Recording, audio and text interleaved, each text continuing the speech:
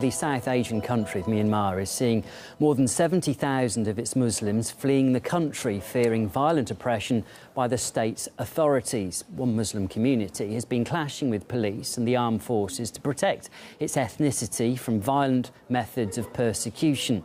Myanmar's leader has been hailed as a political hero in the majority Buddhist country by some, but there's been plenty of criticism as well, as Nadira Chuda now reports. What attributes do you think of when you envisage the ideal leader? Maybe a symbol of groundbreaking political revolution? Obviously, a person who holds the interests of the people. Or do you visualise an individual hailed by the media as a hero? She was an inspiration during the country's revolution in the 80s and even won the Nobel Peace Prize, as well as a US Congressional Golden Medal. The leader of the Southeast Asian state of Myanmar, Aung San Suu Kyi. As a child, she witnessed history. When her country demanded freedom, she became its greatest hope.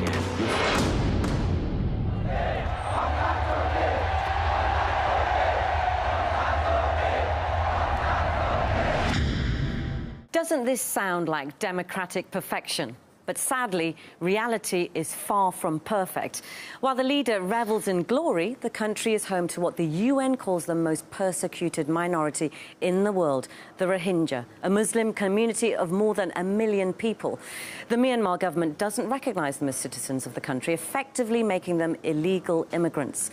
Last year, a series of brutal attacks were launched against the community after it clashed with police, as the minority desperately tried to draw the authorities' attention to their horrific plight. Since then, more than 1,000 civilians have been killed and more than 20,000 internally displaced. Government forces have also been accused of wide-scale human rights violations, arson, rape and murder.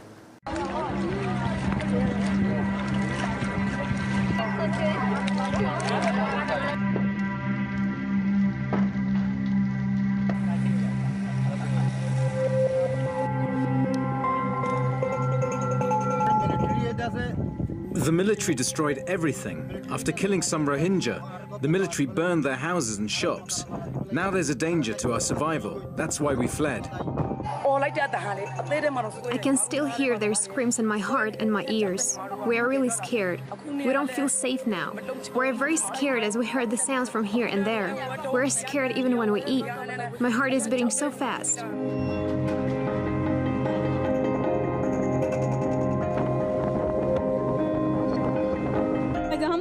After my husband was killed, I had no option but to run for my children's lives. We spent 2 nights in the hills and sneaked past the border. My children haven't had any food yet and they keep crying. We only got here because people from the camp gave us the bus fare.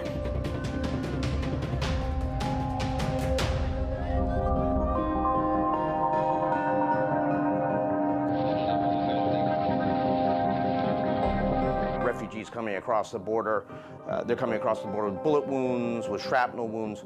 Quite clearly, this is a scorched earth offensive by the Burmese military. The government has to stop this offensive. It has to basically allow humanitarian assistance and also the journalists into this area. We have to actually see what's happened, because quite clearly, human rights violations have taken place. Western officials have been vocal about the ongoing crisis, including the US envoy to the UN, Nikki Haley, who's urging the need to step in and end the violence.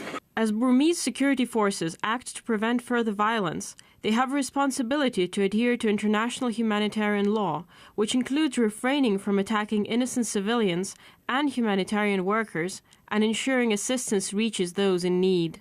But the leader is not only making no attempt to stop the violence against the persecuted minority, she has made the situation even worse by posting hateful content online. One comment declares that the Rohingya makeshift army is a terrorist organisation. Whilst the oppressed Muslim minority fights to survive, critics warn the West's old favourite, Aung San Suu Kyi, is doing everything but trying to resolve this deepening crisis. Meanwhile, thousands of people have gathered in the capital of Russia's Chechen Republic in solidarity with the Muslim community in Myanmar. The protests are against the oppression they are facing in the Asian country. Russia's foreign ministry has urged both sides in the conflict to end the violence. There was a huge police presence in the city of Grozny to prevent any trouble among those at the rally. Earlier, a small demonstration was held in front of the Myanmar embassy in Moscow.